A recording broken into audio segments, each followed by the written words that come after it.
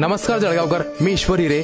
आजच्या नव्या प्रवाहामध्ये मी तुमच्या सर्वांचे स्वागत करतो. दिव्य सोहळा पाहुनी डोळा देह हा माऊली माऊली झाला. आज आपण आलोय मुक्तानगर तालुक्यातील चांगदेव मंदिरात. हे मंदिर तापी व पूर्णा नदीच्या संगमावरती स्थापित आहे. चांगदेव महाराज हे नाथपंथातील योगी व महाराष्ट्रातील वारकरी संप्रदायात मान्यता असलेले संत होते.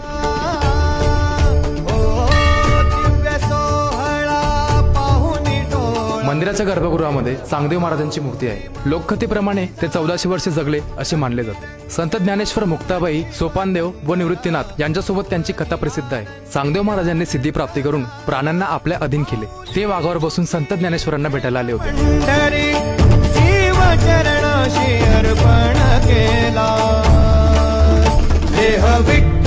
मंदिराची वास्तुशैली ही हेमाडपंथी आहे. मंदिराच्या भिंतींवरती सुंदर शिल्पकला आहे. या मंदिराची निर्मिती 12व्या